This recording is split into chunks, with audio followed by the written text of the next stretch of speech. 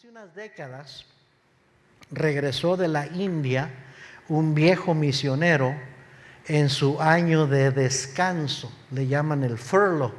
Los misioneros cuando regresan a su país, que los envió para descansar, para visitar las iglesias que los apoyan. Y platicó de haber visto en una comunidad de ese país, de la India, un aparato gigante conocido como el Juggernaut o el Juggernaut. Hay una foto que tengo ahí y va a salir ahorita ahí en la pantalla, creo. Ahí está, no sé si lo alcanzan a divisar. Es como una torre de varios metros de alta, con unas imágenes alrededor y unas grandes ruedas de madera, y se jalaban, lo jalaban hombres o lo jalaban con elefantes. Y este misionero cuando vino dio testimonio de lo que había visto allá en la India, hace varias décadas atrás. Y es un ritual, una procesión que hacen varias veces al año en la India, y sacan este enorme carro y se le llama el Juggernaut. Y algunos están pensando en el Juggernaut de los comic books, de los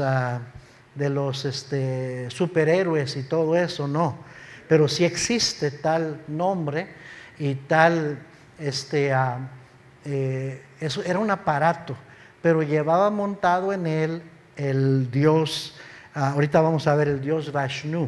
En fin, estaba hecho de 40 enormes troncos de 8.3 metros de largo y más o menos 1 metro de diámetro.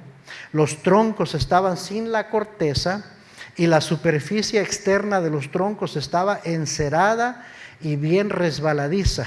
Tenía largos ejes metálicos en medio de los troncos. Arriba llevaba un trono y Vishnu, el ídolo hindú, ¿puedes poner la siguiente foto? Iba parado en lo alto en la estructura. 1000 sogas de diferentes longitudes estaban atadas en varias partes al frente de aquel aparato. A los extremos de las 1000 sogas iban 2 o 3 personas. Una vez al año, cientos y miles de personas hormigueaban por el camino mientras estiraban lentamente el Juggernaut. ¿Puedes poner el video, hijo? Y este es video grabado de décadas atrás allá en la India, para que grabaron este rito sagrado de los hindús. Y ahí van jalando ese Juggernaut. Y multitudes de gente. Hay unas fotos, si usted lo quiere googlear, como dicen, hay fotos donde se ve gente como hormiguitas que no se alcanza a contar. La gente que salía cuando sale en esa procesión de ese Juggernaut. Cientos de mujeres tiraban a sus bebés frente a Juggernaut y se aterrorizaban al ver el enorme aparato pasar por encima de sus niñitos, aplastándolos y provocándoles una muerte instantánea. Era un rito de sacrificios. Y entonces avientan a los niños. Una vez que entró el imperio inglés y colonizó por algunos años la India, seguían teniendo los ritos, pero los soldados ingleses prevenían lo más posible de que no hiciera eso la gente. Pero en los tiempos antiguos tiraban a las criaturas ahí para que pasara y los aplastara. También ancianitos de cientos de hogares que ya estaban lisiados, que ya no podían más moverse, eran llevados y tirados debajo de la máquina para morir instantáneamente cuando pasaba por encima de ellos. También juntaban presos de las prisiones y se les daba la misma muerte. Se sacrificaba toda esa gente al dios Vishnu, toda la gente indeseable, y a los niños de cada familia. No, ya esa foto no, quítala, todavía no, por favor. Pero ponían a esas personas ahí como un tipo de rito de sacrificio al dios Vishnu. Al mismo tiempo la gente iba deshaciéndose de muchas cosas que no querían para que las aplastara este Juggernaut. Nuestra nación se levantaría en revolución y rebelión si pudieran contemplar un aparato de homicidio tal como el Juggernaut.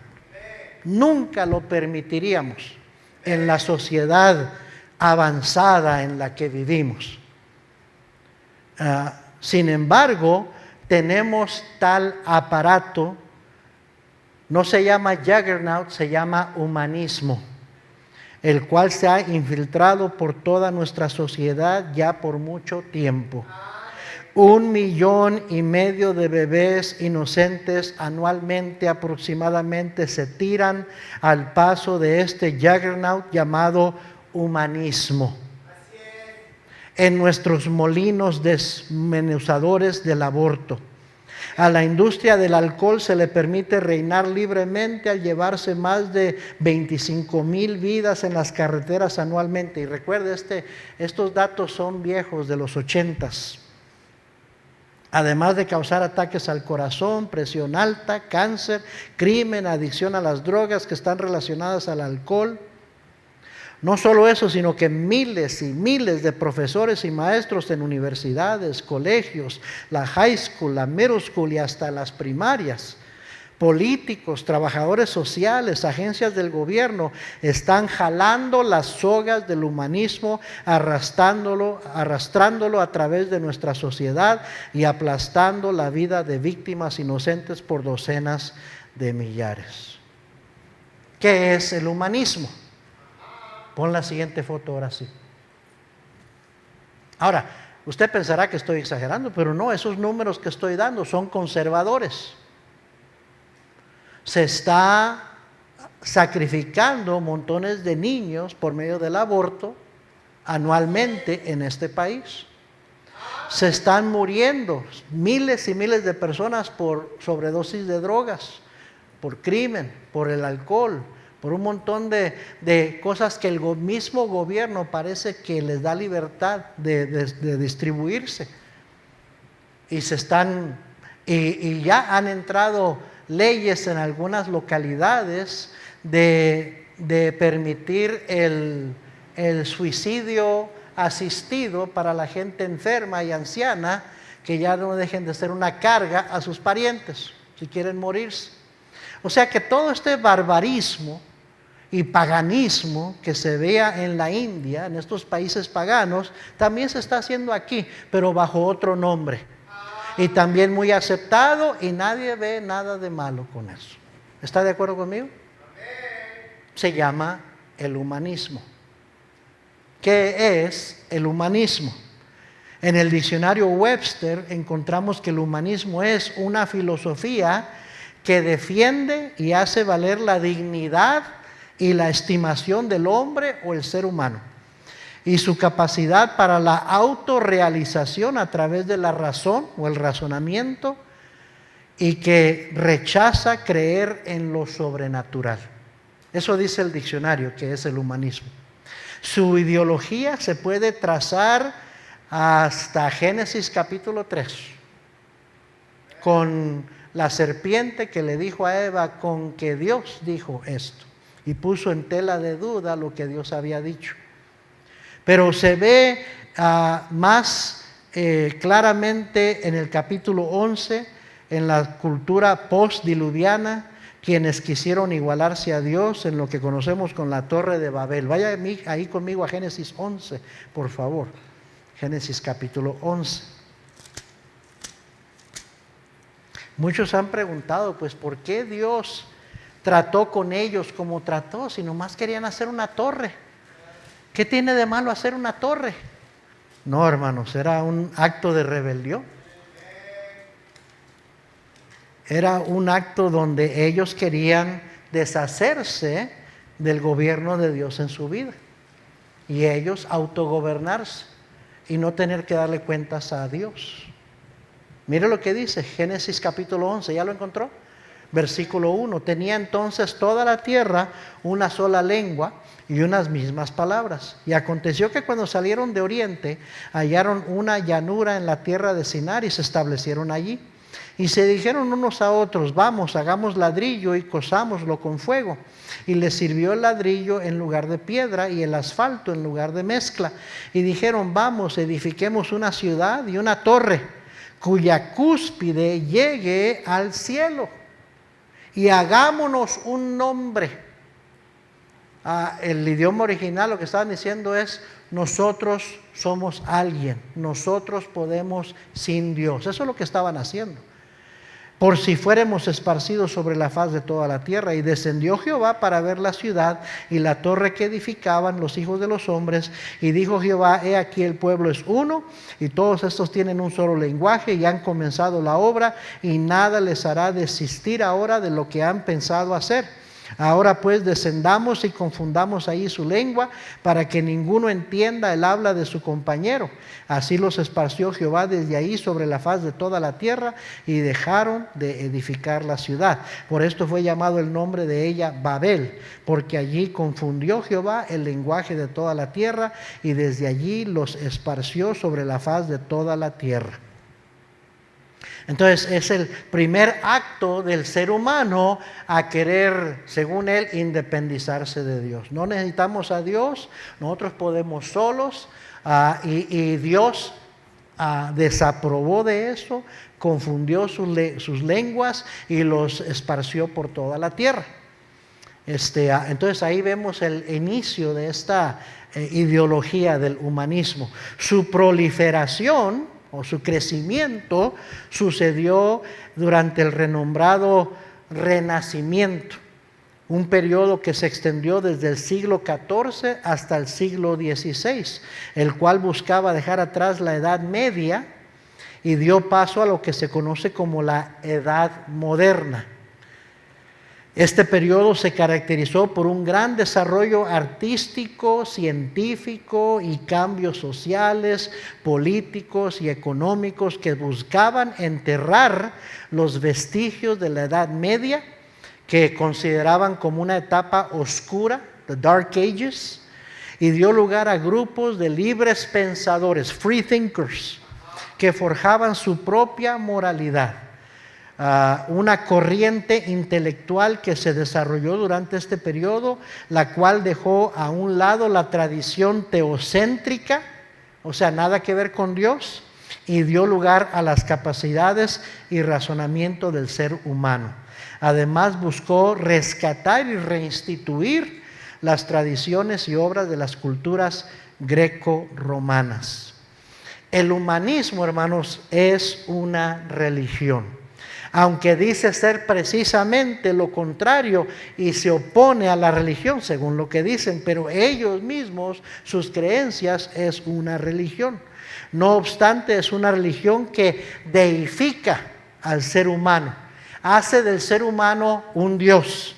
Por eso leímos ahí en Romanos que le da culto, le honra a las criaturas antes que al Creador, incluyéndose a sí mismo.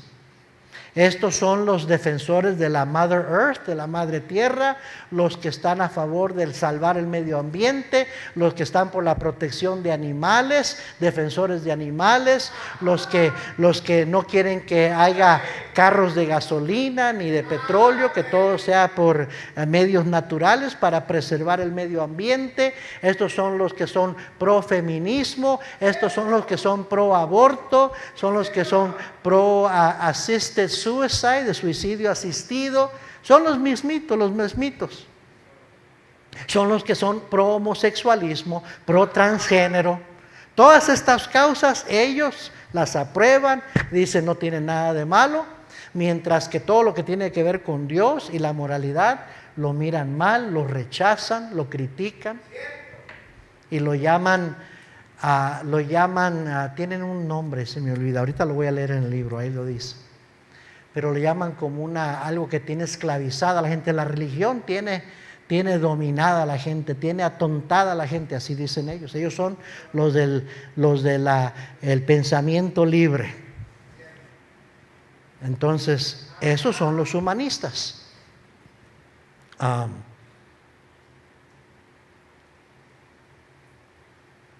El humanismo es una religión. No, ok, ya leí eso.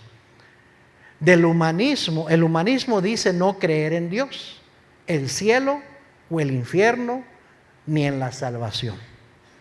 Del humanismo surgieron las siguientes creencias o posiciones: la teoría de la evolución, la libertad sexual o la revolución sexual, el derecho al suicidio, al aborto y la eutanasia, en una moralidad situacional, o sea, según la situación o circunstancia, las reglas morales que siempre ha tenido la sociedad no aplican, sino según la situación en la que estás.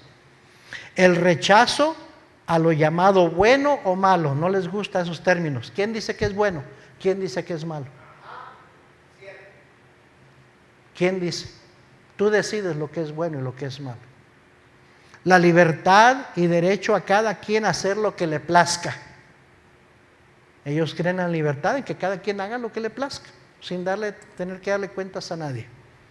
Creen en gobiernos sin fronteras y no en ninguna soberanía nacional.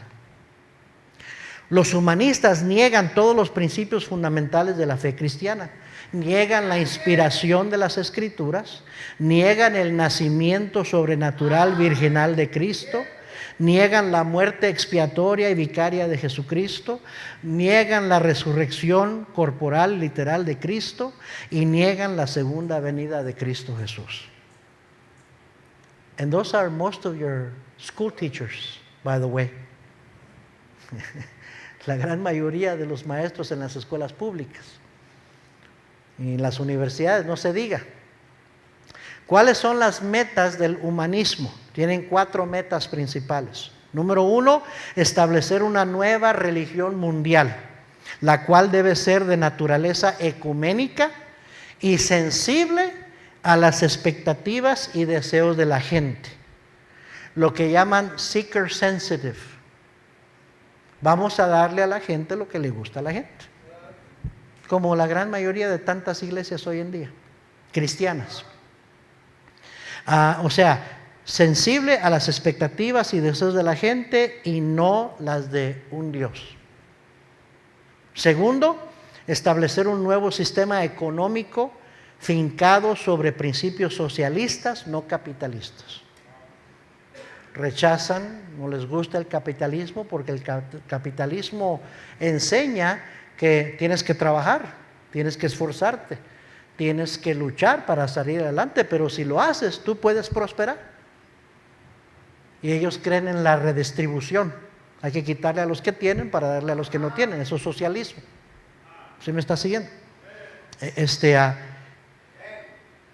Número 3, establecer un nuevo orden mundial, sin guerra, sin pobreza, sin problemas, sin Dios, sin Cristo, sin Biblia y sin una nación tal y como los Estados Unidos de América. A este sistema mundial se le refiere como el globalismo. Rechazan un país, cualquier país, que sea nacionalista, que crea en soberanía, que crea en patriotismo. No les gusta eso, porque somos todos ciudadanos del mundo y podemos ir y venir como se nos plazca. Eso es desorden, anarquía. ¿Sí me está siguiendo? Pero eso es lo que sostiene el humanismo. Y ese nuevo New World Order, el sistema global, se reúnen una vez al año allá en Europa para planear cómo traer esta nueva orden mundial a qué podemos estar haciendo para lograr esta nueva orden mundial. Y pues cuando se levanta un presidente nacionalista como Trump, diga lo que diga de ese hombre, le caiga bien o no le caiga bien, pero es un hombre nacionalista que dice primero Estados Unidos, ¿verdad? Y se supone que el presidente de un país debería decir primero mi país, ¿verdad? Se supone. Pues cuando se levanta alguien así, pues quieren eliminarlo, quieren quitarlo a como dé lugar, porque él es un estorbo a sus planes de la nueva orden mundial. El presidente que tuvimos antes, Biden, pues muchos lo tienen como un gran presidente porque dejó entrar un montón de gente, ¿verdad? Pero estaba a favor de ese nuevo orden mundial. Y por eso estaba yéndose de pico para abajo moralmente. Y todavía está allí. O sea, no crea que el país se ha recuperado. Pero todo va hacia el globalismo, hacia ese nuevo orden mundial. Y el humanismo es lo que más propone y promueve ese nuevo orden mundial. Número 4, establecer una nueva raza de gente o generación para ese nuevo sistema mundial. Esto ha de efectuarse a través de ingeniería genética, genetic engineering, y lo están haciendo hoy en día. Por medio de una reeducación de los niños, desde los más chiquitos para arriba, un reentrenamiento por medio del sistema educativo. Y así es lo que han venido haciendo ya por décadas. Por eso es que una mitad del país está bien, es como dicen left leaning, es a la izquierda, pro homosexualismo, pro transgénero, pro aborto, pro todo esto, ¿verdad? Y otra parte del país que dice, hey, esto es locura. Pero ¿por qué tanto joven promueve estas cosas? Porque así los han educado en el sistema educativo. Ellos saben que así es como pueden cambiar las futuras generaciones, comenzando con los niños y reeducándolos. La promoción de sus ideologías por medio de los medios de comunicación, la programación de televisión, el internet, las redes sociales, todo esto ha acelerado todo. No se diga la prensa, las cortes, las agencias del gobierno y tantas iglesias contemporáneas con pastores y pastoras con una teología bien liberal. ¿Sí me está siguiendo?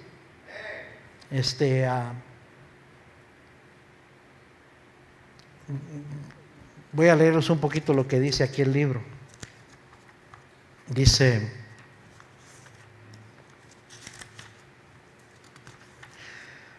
¿dónde se originó el humanismo? Encontramos el humanismo levantando su horrible cabeza en el huerto del Edén en Génesis capítulo 3. Eva tenía una definida tendencia humanista en que no quiso aceptar el programa de Dios. El diablo prometió, seréis como Dios, sabiendo el bien y el mal, Génesis 3:5. El pecado vino porque buscaron edificar una civilización separada de Dios. Luego se perfeccionó el humanismo común, sistema filosófico de la época de oro de Grecia, entre los años 600 a 338 a.C. Aristóteles sostenía que los sentidos del hombre eran la principal fuente de conocimiento, sin necesidad de dependencia de ningún dios para establecer la verdad. Este humanismo clásico se hundió con el advenimiento del cristianismo. La resurrección de Jesucristo y la predicación del apóstol Pablo lo hicieron aplacarse. Sin embargo, resurgió en el periodo renacentista del siglo XIV al XVI. Este renacimiento de la cultura griega y la filosofía empezaron otra vez a poner gran énfasis en aprender para vivir aquí y ahora. Hubo rechazo acerca de la pecaminosidad del hombre y la doctrina cristiana dejó de considerarse como la única guía para una buena vida. No fue hasta la Reforma Protestante que otra vez se aplacó el humanismo por un tiempo. El humanismo se mantuvo vivo a través de los esfuerzos de hombres como Jean Rousseau, Voltaire en Francia, Henry David Thoreau y Ralph Waldo Emerson en Inglaterra y los Estados Unidos. La mayoría de estos hombres fueron el producto de un movimiento del siglo XVIII que se llamó el Renacimiento. Este renacimiento se volvió a aplacar con la llegada del gran despertamiento por la predicación de George Whitefield, Jonathan Edwards y otros. A propósito, en las high schools y en las universidades, esos son los libros que te hacen leer. Los libros de Platón y de y de Aristóteles y los pensamientos de ellos. Entonces, ten mucho cuidado, porque hay algunos de ustedes que están planeando entrar a C&M y luego a UNM y tener una carrera. Me acuerdo una vez un testimonio que dio el pastor David Cortés de un joven que fue a la Universidad de San Diego, de su iglesia, y después de estar ahí un par de años, se enfrió espiritualmente, se empezó a apartar de la iglesia. Y le decía al pastor: me están robando mi fe, pastor, ore por mí, me están robando mi fe. Pero no se salió de allí. Pensó que era más fuerte, que no lo iban a convencer, hasta que totalmente se apartó de los caminos del Señor. Ten mucho cuidado, porque te van a hacer estudiar psicología, te van a hacer estudiar todos los escritos de estos hombres que son anticristianismo, anti Dios, anti-moralidad, pro libertinaje sexual, pro pensamiento libre. Y ahí vas a estar tú, de cristianito, de cristianista, en medio de un cuarto lleno de gente humanista, con un profesor humanista. Y no me sorprendería que vas a tener que dejar a un lado tus convicciones cuando tengas que entregar ese paper, cuando tengas que entregar esa essay, cuando tengas que entregar ese ¿cómo le llaman en español? Ese proyecto. Si tú hablas lo que tú crees como cristiano o como cristiana, muchos maestros salen a cada rato, te van a decir: te voy a dar una F, porque nosotros no sostenemos esa creencia ahí. Nomás estoy preparando a ti, Itzel, y a otros, ¿verdad? Le pregunté a otros también que se acaban de graduar, que van a entrar al colegio. Ok, fine, quieres estudiar esas carreras, nomás be ready. Más vale que estés listo, lista para lo que vas a enfrentar, porque no vas a enfrentar un ambiente Christian friendly, God friendly. You're not. Y ojalá que no te afecte. Ojalá que no te afecte. Yo personalmente, yo no mandaría a mi hijo a la universidad secular. Esa es mi posición.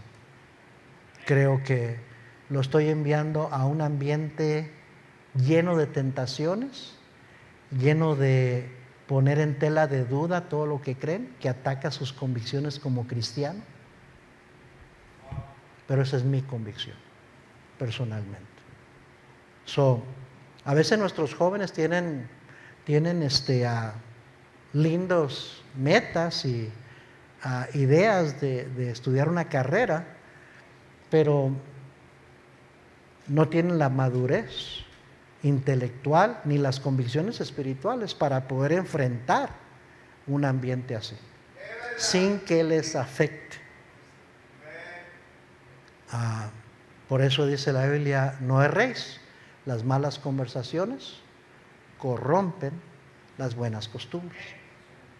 Y ningún título, diploma secular vale la pena que tú te alejes de Dios y que tú pierdas tus convicciones, o que tú vayas a caer en tentación, o agarrar un noviecito, una noviecita allá afuera que en vez de ayudarte te va a apartar del Señor, porque muchas veces eso es lo que pasa.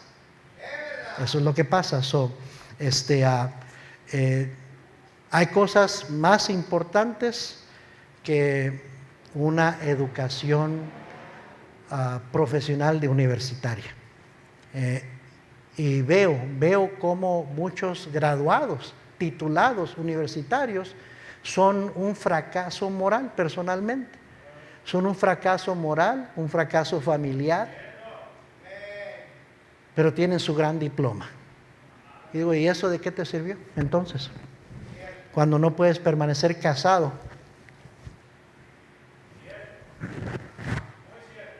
Cuando pierdes tu moralidad. Cuando dejas de ir a la iglesia y pierdes tu fe en el Señor. Dejas de vivir para el Señor. ¿Para qué sirve todo eso? Pero esas son mis convicciones como pastor. Yo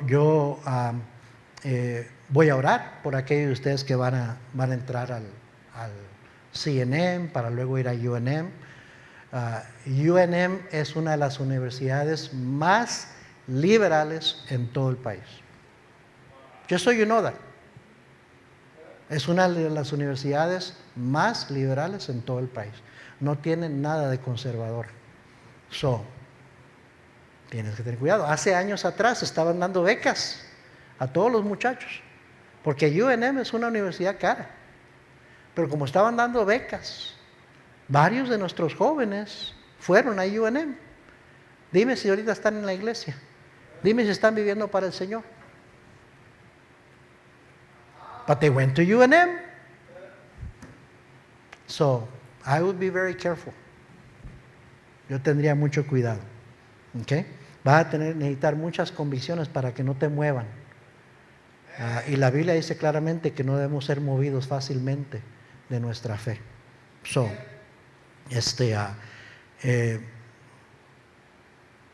dice, ¿qué cree el humanista?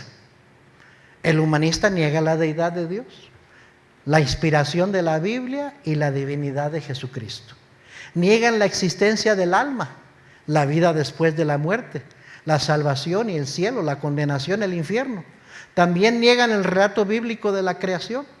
Luego también creen que no debe haber restricciones. No hay bien, no hay mal, y que los valores morales los determina uno mismo según la situación. Es decir, haz lo que te dé la gana mientras no molestes ni dañes a otros. Cree en deshacer los papeles distintivos masculino y femenino. A esto se les conoce como unisex, y eso es, los inicios del movimiento unisex comenzaron en los 60s y en los 70s. Hoy en día ya vemos lo absurdo que se ha puesto de que ahora la mayoría de las universidades, tú pregúntales ¿qué es una mujer? Y no te contestan lo que es una mujer. Dicen, una mujer es el que se siente mujer. Hombres pueden salir embarazados. Y ellos sostienen eso como la verdad. Y los odiosos y los extremistas somos nosotros. Y es la ciencia. Niegan la misma ciencia, la misma biología, por darle lugar a esas cosas absurdas. Pero la UNM es pro LGBTQ, plus, minus, todos los signos que quieras. Todos los sostienen. So just so you know. Okay. Perdóname que te reviente la bombita, pero that's what it is. Eso es lo que es el UNM. Creen en la libertad sexual entre los adultos que lo consientan, sin importar la edad, incluyendo el sexo premarital, el homosexualismo, el lesbianismo, el incesto. Creen en el derecho al aborto, la eutanasia, muerte por misericordia, dicen ellos, y el suicidio. El humanismo cree en la distribución igual de la riqueza para reducir la pobreza y traer así la igualdad. Llega a UNM con una camiseta que diga I love Jesus. Llega con una Biblia a UNM. Ponte una camiseta que diga yo soy conservador y creo en Dios. You're not going to feel welcome there. ¿Sabes lo que tiene que pasar con muchos jóvenes cristianos que van a estas universidades? Tienen que esconder su cristianismo. Ser cristianos, ¿cómo dicen? Cristianos incógnitos. Oh, ya. Ellos dicen mucho que creen en la libertad de expresión, pero no la expresión de un cristiano, ni un conservador. Puedes expresarte toda la porquería. Un musulmán puede abrir el Corán y enseñar ahí y tiene todos los derechos. Puedes ser homosexual, lesbiana y hablar de todo eso. Puedes leer libros de transgénero y todo eso y no hay problema. Pero tú sacas la Biblia ahí y tú quieres vivir como un cristiano ahí. Por lo menos no va a tener ni un amigo. Va a tener que ser un cristiano en secreto. Yo soy So vas a venir a la iglesia los fines de semana y portarte como cristiano, y luego de Monday through Friday en la universidad, you're going to be un cristiano en secreto.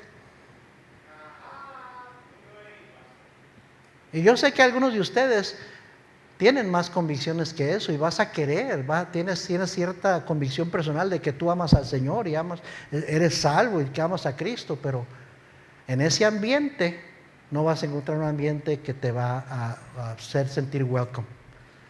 Te van a atacar por tu fe.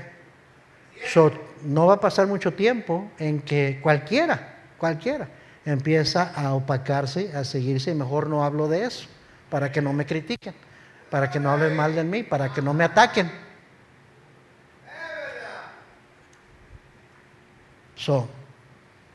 Como dije, perdóname por reventarte la bombita, pero that's the environment you're going to go to. Es el ambiente en el cual vas a entrar.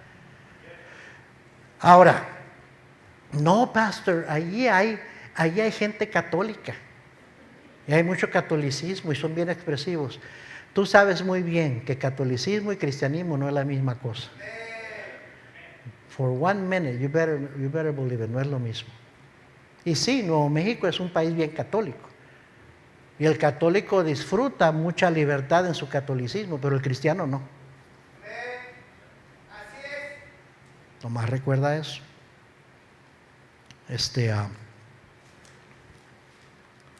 Lo que cree se basa principalmente en las enseñanzas de Platón, Aristóteles, Sócrates, todos los filósofos griegos de la época dorada, más los filósofos franceses como Voltaire, Jean Rousseau. También se incluyen a Thomas Paine, Thomas Huxley, James Russell, Horace Mann, John Dewey, Ralph Waldo Emerson. Todos estos eran ateos y negaban la necesidad de Dios, la salvación o la eternidad. Esos asuntos no les preocupaban.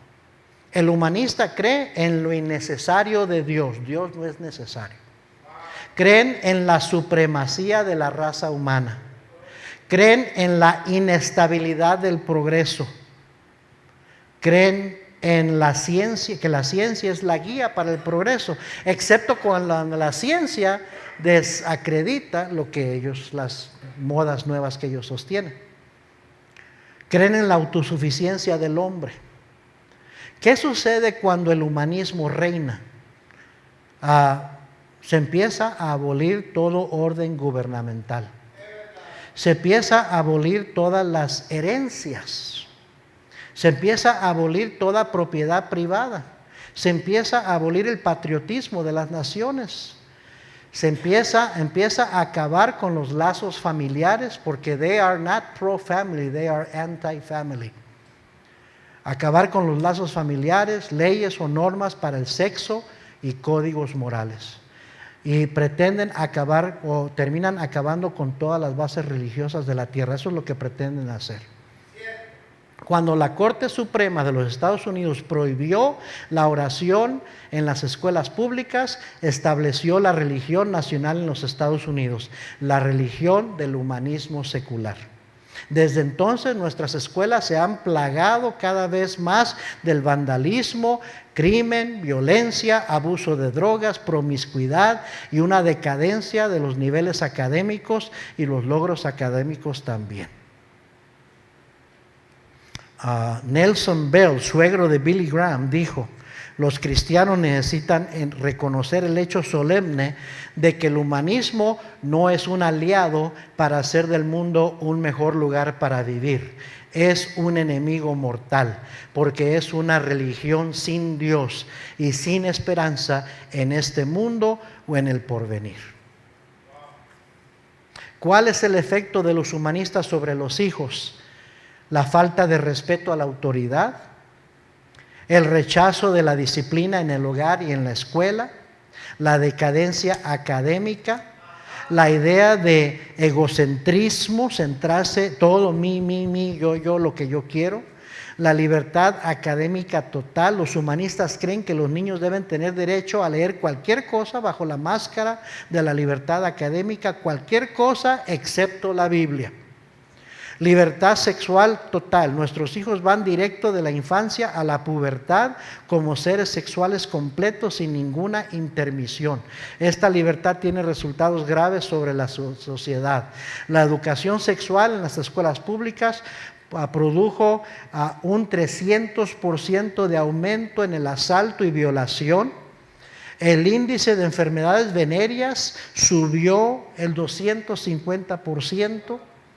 Las enfermedades venéreas entre personas de 16 a 20 años aumentó un 250%. En personas de 15 años y menos el incremento porcentual fue de 400%. Los abortos aumentaron un 500%. Los embarazos ilegítimos subieron un 400%. La tasa de divorcio subió un 250%. Y los nacimientos marcaron una baja récord en la historia, no alcanzando el punto de reemplazar a la población, porque son antifamilia. Entonces enseñan a los jóvenes: no tengas hijos, entre más poquitos tengas, mejor si no tienes hijos, porque los hijos te quitan tu libertad. Esa es la filosofía humanista. En fin, ¿qué podemos y debemos hacer los cristianos? Miren, ya se me acabó el tiempo. Nada más les voy a dar las citas y ustedes las buscan después, hermanos, porque si voy a las citas nunca voy a acabar. ¿Qué podemos y debemos hacer los cristianos? Número 1, los padres cristianos deben hacerse responsables de enseñar a sus hijos la palabra de Dios y formar en ellos un carácter piadoso, temeroso de Dios. Eso es responsabilidad de los padres, no de la iglesia. No de la iglesia. En Deuteronomio 6, 4 al 14 y 20 al 25 claramente dice que los padres deben de enseñar la palabra de Dios a sus hijos estando en casa, repetírsela a sus hijos, que no se olviden de Dios, que sus hijos cuando vayan creciendo y digan ¿qué significan estas cosas? Que les expliquen cómo fueron salvos, qué fue lo que Dios hizo en sus vidas, Cristo hizo en sus vidas. Dice, para que no se olviden de Dios, para que no se aparten de Dios. Pero los padres están tan ocupados hoy en día y confían totalmente que en los maestros en la escuela y que allá en la iglesia el maestro de escuela dominical me los van a educar moralmente y espiritualmente. Y nunca tienen un altar familiar, no leen la Biblia en casa juntos, no oran juntos, no les enseñan convicciones en casa. Por esto creemos así, por eso no vivimos así, por eso hacemos esto, por eso no hacemos esto, porque Dios dice aquí en su palabra. No hacen eso los padres hoy en día en casa.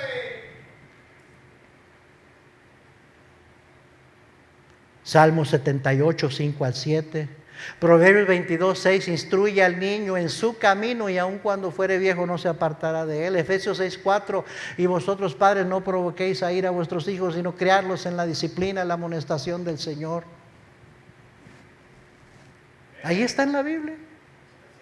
Es responsabilidad suya, papá y mamá, enseñarle a sus hijos la palabra de Dios. Padres cristianos, porque los inconversos, ¿qué van a andar enseñando a sus hijos la palabra de Dios? Ahí es que los que están teniendo niños pequeños, los que tienen niños en casa todavía, ojalá que estés ocupado haciendo esto, enseñándole a tus hijos la palabra de Dios en casa. Preguntándoles, ¿qué aprendiste en la iglesia infantil hoy? ¿Qué aprendiste en Aguana hoy? ¿Qué aprendiste en la escuela dominical? ¿Tienes alguna pregunta? ¿Algo no entendiste? ¿Tomaste alguna decisión? ¿Entendiste lo que te estaban tratando de enseñar? Mira, déjame explicarte. Eso vale oro, hermanos. Descuidar eso es descuidar lo más importante. Segundo, ¿qué podemos y debemos hacer los cristianos? La familia entera debe congregarse fielmente para escuchar la enseñanza y predicación de la palabra de Dios. Hebreos 10, 19 al 25, ¿verdad? Ya sabemos lo que dice el 25, no dejando de congregarnos como algunos tienen por costumbre. Primera Tesalonicenses 5, 19 al 20, no menospreciéis las profecías, las enseñanzas, la predicación. Examinarlo todo, retener lo bueno. Primera Timoteo 3, 15, para enseñarle a nuestros hijos cómo deben conducirse en la casa de Dios, que es la iglesia del Dios viviente, columna y baluarte de la verdad. Pero en alta estima la enseñanza y la predicación para que no menosprecien eso. Padres nomás, los niños empiezan a tener actividades de la escuela, que fútbol, que béisbol, que un field trip, y ya no van a la iglesia. Y los padres mismos están excusando a sus hijos de que no pudo venir a la iglesia porque tuvo esto en la escuela. Yo metí a mi hijo al Little League cuando tenía 5 años porque quería que aprendiera a jugar un poquito de béisbol.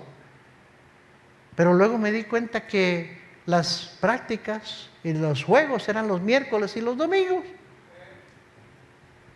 Y dije, no, I'm sorry, pero para mí es más importante que crezcas, que pongas a Dios primero, que aprendas a jugar béisbol.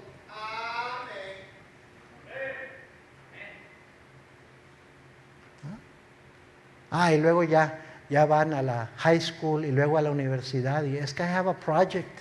I have a paper to turn in. So ya no puedo venir a ganar almas. No puedo venir el miércoles a la iglesia porque I have finals. Y así empieza un poco a justificar todo. Y los padres pintados en la pared. Los padres hasta se enojan si el pastor dice algo. Porque, hey, mi hijo, la educación es más importante que Dios. Pero empiezan a poner excusas y pretextos. Número 3, los padres deben de vivir poniendo a Dios primero en sus vidas. Proverbios 3, 5 y 6, fíjate de Jehová de todo tu corazón y no te apoyes en tu propia prudencia, reconócelo en todos tus caminos y Él enderezará tus veredas. Honra a Jehová con tus bienes y con las primicias de todos tus frutos y serán llenos tus graneros. Dios va a bendecirte si lo pones a Él primero. Mateo 6, 24 al 34, no os afanéis por qué habéis de comer, qué habéis de vestir. Dios cuida de las aves, Dios cuida de los lirios del campo. Dios va a cuidar de ti, mas buscad primeramente el reino de Dios, su justicia, y todas estas cosas os serán añadidas. Eso es lo que los padres deben estar haciendo con sus hijos. La crianza, los padres deben de vivir poniendo a Dios primero en sus vidas, envolverse sirviendo en la obra de Dios y guiar a sus hijos a servir a Dios también. Josué 24, 14 y 15, ¿verdad? Y si mal os parece servir a Jehová, escoged hoy a quién sirváis, pero yo y mi casa serviremos a Jehová. Ahí está un padre que veía la importancia de ser el ejemplo para sus hijos. Y decir, no, vamos a ir a la iglesia y vamos a envolvernos juntos como familia. ¿Por qué es que muchachos nada más llegan a los 18, 19, 20 y ya se apartan de los caminos del Señor? Ya dejan de ir a su iglesia, están muy ocupados. Porque los padres así lo permitieron, porque no les enseñaron, porque no les inculcaron la palabra de Dios a tener convicciones, no les dieron un buen ejemplo. La crianza de los hijos debe ser intencional y proactiva. ¿Qué pasa cuando los padres cristianos no hacen esto? Lea usted Salmo 106, ya no lo voy a leer yo, pero dice ahí que sacrificaron a sus hijos y a sus hijas a los demonios. Y llegaron a hacer a sus hijos abominables a Jehová. Eso es lo que pasa. Se olvidaron de Dios. Los hijos se perdieron las futuras generaciones. Cuando los padres no se ocupan en enseñar a sus hijos en casa. En asegurarse de que vamos a poner a Dios primero. Vivimos en un mundo bien ocupado. Todo el mundo anda corriendo y trabaja y está bien ocupado. Nuestra iglesia es rara. Nuestra iglesia no es lo normal. Aquí ahorita hay como el 50% de lo que es nuestra congregación presente y es una noche baja, porque miércoles a veces llegamos a tener hasta el 70%, creo yo, de lo que es la congregación presente. La mayoría de las iglesias, si acaso, tienen el 20% presente el miércoles, que llega a la iglesia. They don't have time to go to church on Wednesday night. No tienen tiempo. Y si hay un servicio en la noche, tampoco tienen tiempo para eso. Eso es lo normal. Y para ganar almas, ¿what? Servir a Dios. Si acaso el pastor y un asistente y un otro maestro son los que van. El resto de la iglesia brillan por su ausencia. Llegan nomás el domingo a calentar la banca. No hacen nada, no levantan un dedo para servir al Señor. Ustedes están acostumbrados así porque así lo hacemos aquí, pero así no es en la mayoría de las iglesias. cristianas, bautistas, muchas de ellas, independientes, muchas de ellas, especialmente en el mundo americano. Esto se ve. Everybody's so busy. Bien. Y por eso también, ¿qué tiempo para enseñarle a los hijos la Biblia en casa? Eso sí, everybody has their smartphone, su tablet, y everybody is busy with their own personal time en el teléfono, desde los más chicos hasta los más grandes. Pero leer la Biblia juntos y orar juntos, no hay tiempo para eso. Y luego por eso se están perdiendo las generaciones. Por eso están educando a nuestros hijos las instituciones allá afuera y los medios de comunicación y redes. Eso es lo que está educando a los hijos. Por eso crecen y no tienen valores, no tienen convicciones, no temen a Dios. Y andan viviendo en libertinaje sexual, en inmoralidad, en un montón de cosas. Hijos de cristianos. Salmo 106 dijo que eso iba a pasar, que los hijos iban a ser abominables a los ojos de Dios. Los hijos del pueblo de Dios.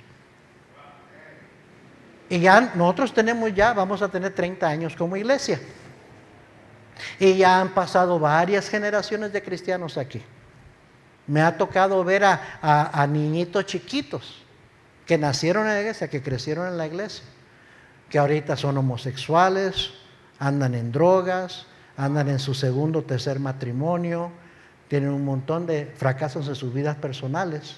Pero todo lo puedo trazar a las convicciones o la falta de convicciones de los padres. Ahí está.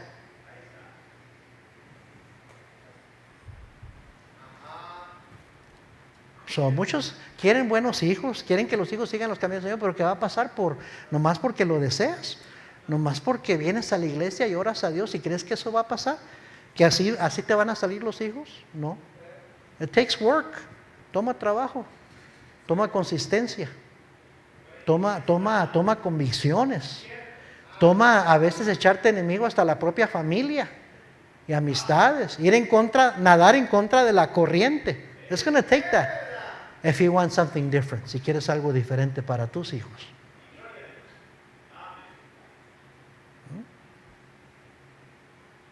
Entonces, uno de los resultados del humanismo, perdonen que diga esto también, uno de los resultados del humanismo, y que lo creen tristemente la mayoría de padres cristianos, es que mi hija decida lo que quiere estudiar, lo que quiere hacer en la vida. Está bien, es su decisión.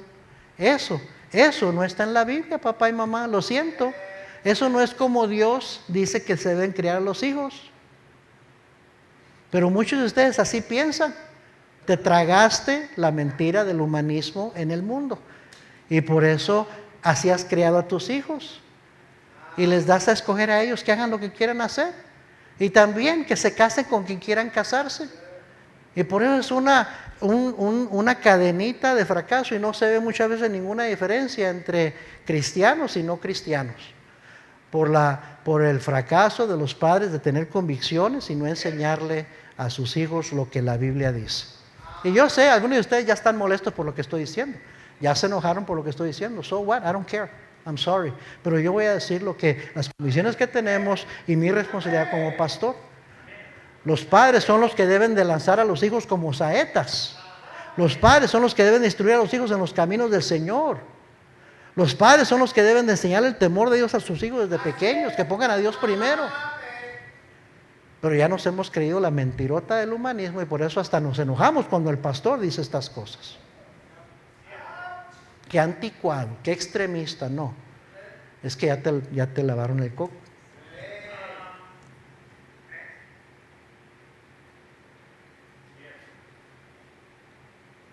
Sus hijos van a ser el resultado de cómo usted los está criando. That's it. There's nobody else to blame. Algunos padres quieren culpar a la iglesia, al pastor, a otros jóvenes, a otros hermanos, al sistema, al mal amigo. Y sí, hay muchos tropiezos allá afuera. Pero bottom line, como dice, es en quién los crió y cómo los crió. Con qué valores, con qué convicciones los criaste. Ahí está. No te sorprendas después. No sé por qué salió así mi hijo, no sé por qué mi hija así salió. Pues así lo creaste tú. Ahora puedes enojarte conmigo, pero yo nada más soy el mensajero. That's all. Yo nada más soy el mensajero. Y yo te voy a decir lo que yo creo que Dios me dice a mí que debo decirte, no lo que tú quieres oír. Nosotros no somos una iglesia que busca darle a la gente lo que le gusta oír a la gente. Mi trabajo como pastor es predicar a la gente lo que la palabra de Dios dice que debo predicar. Le guste a quien le guste.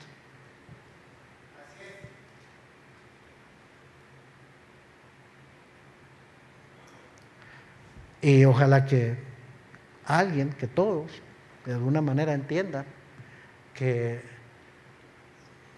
digo lo que digo a veces no para irritar o recordar o lastimar al que ya cometió errores con sus hijos, sino para los que están criando a hijos pequeños, que ellos no vayan a cometer esos errores. Tenemos varias parejas jóvenes en nuestra iglesia que están empezando a criar a sus hijos. Están teniendo hijos y están empezando a criar a sus hijos. Y yo quiero que empiecen bien, que empiecen con la manera correcta de pensar. Y si lees el Salmo 78, ahí dice el salmista, para que no sean como sus padres, que sean mejores que sus padres. Esa debe ser la meta de padres cristianos, que mis hijos sean mejores cristianos que yo, no peorcitos cristianos que yo, sino que sean mejores que yo, para que Dios los pueda bendecir más a ellos de lo que me pudo bendecir a mí. Bueno, vamos a orar. Señor, gracias te damos.